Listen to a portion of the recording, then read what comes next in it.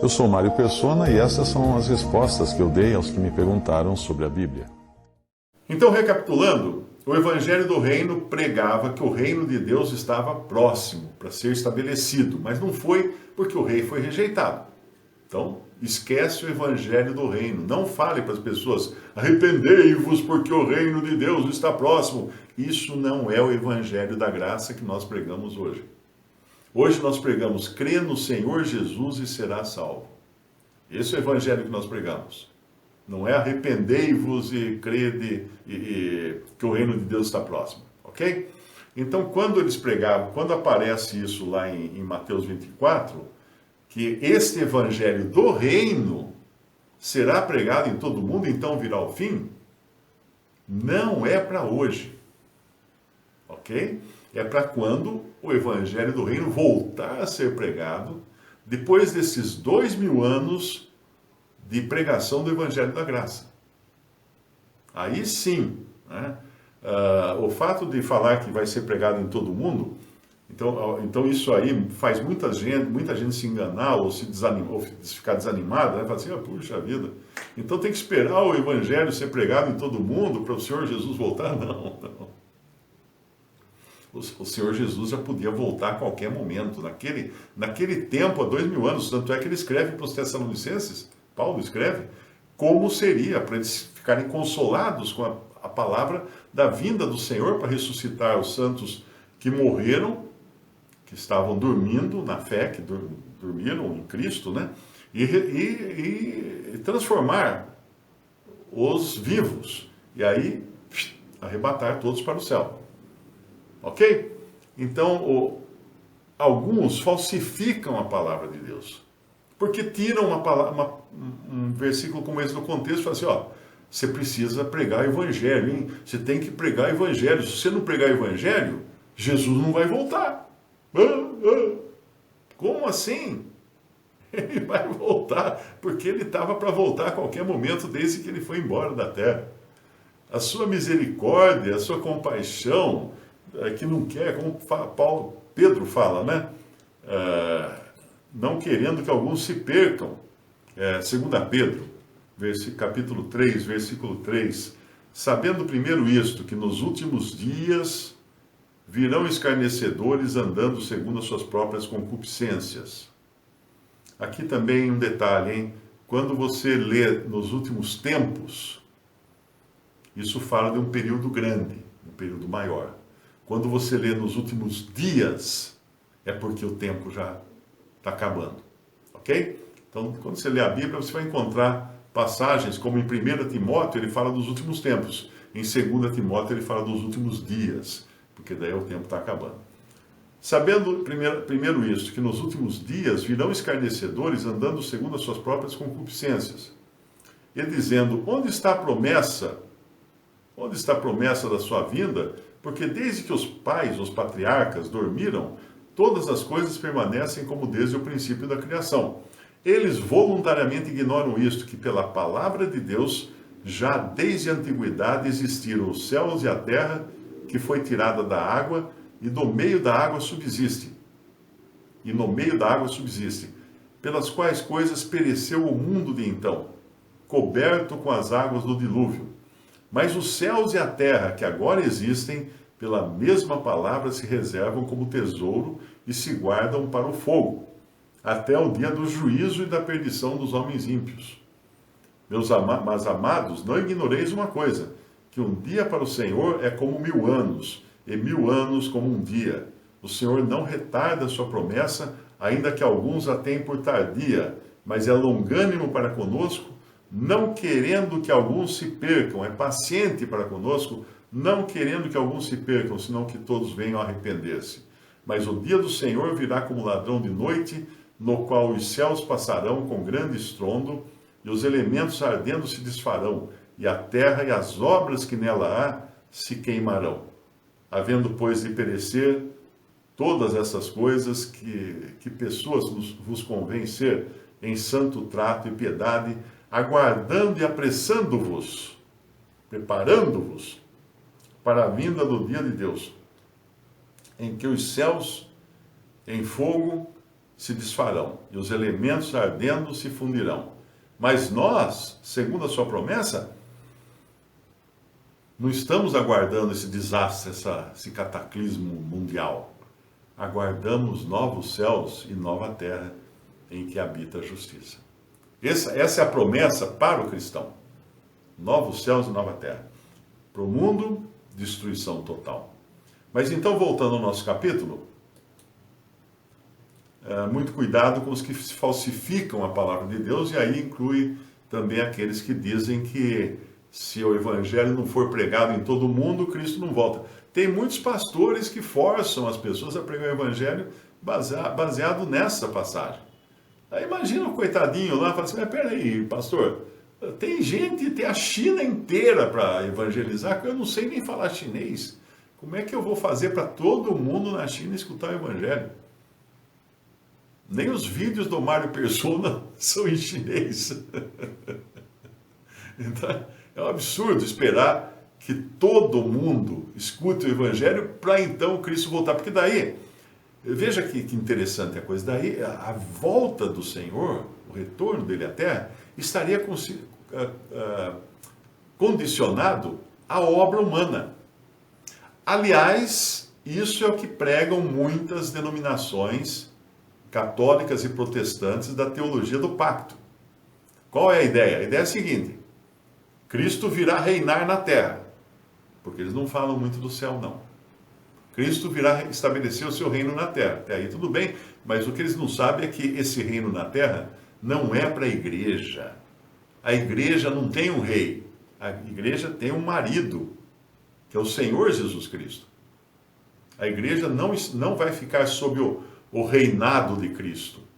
A igreja vai ficar no céu, ao lado do seu marido, que é Cristo. Então, a ideia é que tentam passar para as pessoas, olha, nós temos que pregar o evangelho em todo mundo e temos que preparar o mundo para a vinda de Cristo. O que seria isso? Cristianizar o mundo inteiro, para que tenha o máximo de pessoas cristãs no mundo, para Cristo vir. Bom, isso aí já foi tentado. A própria Igreja Católica tentou fazer isso, né? Que era invadir países para enfiar pela goela abaixo dos seus habitantes um evangelho que era totalmente distorcido, né? Um evangelho de obras, e batizá-los à força, como fizeram os católicos durante séculos. As pessoas eram batizadas à força. Alguns perdiam todos os seus bens, e quem rejeitava, quem brigava muito, quem ficava discutindo muito nas redes sociais da época, acabava na fogueira. Era essa maneira de se evangelizar, entre aspas, o mundo. Na força. Fazendo com que a pessoa, às vezes que eram judeus, tinham que trocar de nome. Tinham que ser batizados à força e receber um nome cristianizado. Não podia manter o nome judeu deles. Então, muitos horrores foram feitos por causa dessa falsificação da palavra de Deus. Muitos horrores foram perpetrados aqui neste mundo. Muita tortura foi feita para a pessoa confessar que Jesus é Deus, e aí torturava o cara até te falar, né? Aí confessa. Você confessa qualquer coisa, até que se você é corintiano, confessa que é palmeirense, porque para acabar a tortura.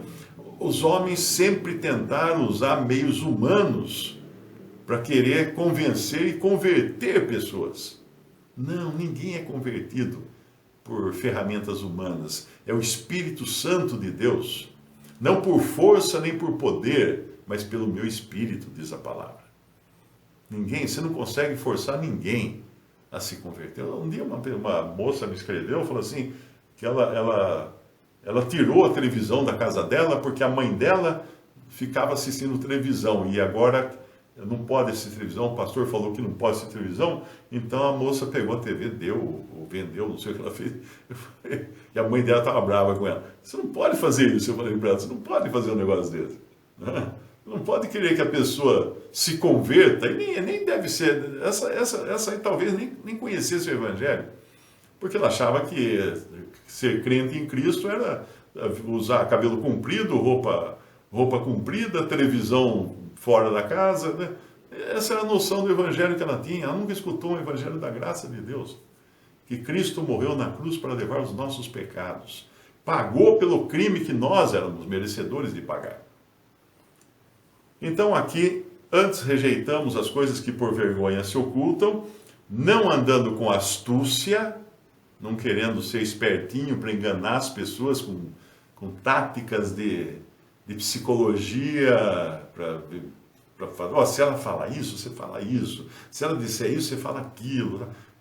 Isso é ensino, inclusive em faculdades de teologia, viu? Como você dirigir uma pessoa para ela aceitar suas ideias. Nem falsificando a palavra de Deus, e assim nos recomendamos a consciência de todo homem. Porque se uma pessoa percebe que você está de má fé, ela vai se trancar, ela não vai querer escutar a palavra de Deus. Ela não vai querer. Muita gente hoje troca de calçada na hora que passa em frente de uma igreja com medo de ser assaltado. Não assaltado pelos assaltantes, assaltado pelo pastor, que pede dinheiro até cansar. Eu uma vez fui falar do evangelho para um homem que estava visitando a casa da minha irmã, né? Era um almoço lá, e aí eu puxei conversa, comecei a falar do evangelho para ele e tal. Ele falou, olha, eu fui numa igreja lá perto de casa, eu não voltei mais, porque o pastor ficou 45 minutos pedindo dinheiro. O que é isso? O que é isso? Isso é assalto. Isso é uma pessoa que não pode ser recomendada a consciência de todo homem. Mas quando você manifesta a verdade, é a verdade que vai tocar a consciência do homem, sem ele ficar se desviando dessas barbaridades cometidas por falsos cristãos que estão por aí, né? Assim nos recomendamos a consciência de todo homem na presença de Deus pela manifestação da verdade. Não da mentira, não do truque, do dolo, né? Então é assim que é. É assim que deve ser a maneira do cristão levar a palavra de Deus. De maneira a tocar a consciência pelo poder da palavra de Deus, não da sua palavra, não da sua oratória.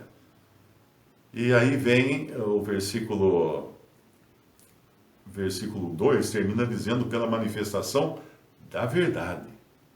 É a verdade que realmente tem que trabalhar na mente e no coração do seu interlocutor. Aí no versículo 3, ele vai dizer, ele vai explicar por que muitas vezes nós não encontramos frutos, né? Na divulgação do Evangelho, na pregação da palavra. Mas se ainda o nosso Evangelho está encoberto, para os que se perdem está encoberto. Quando eu falo de não usarmos de subterfúgios, de truques e coisas assim, eu estou falando de enganações, ok?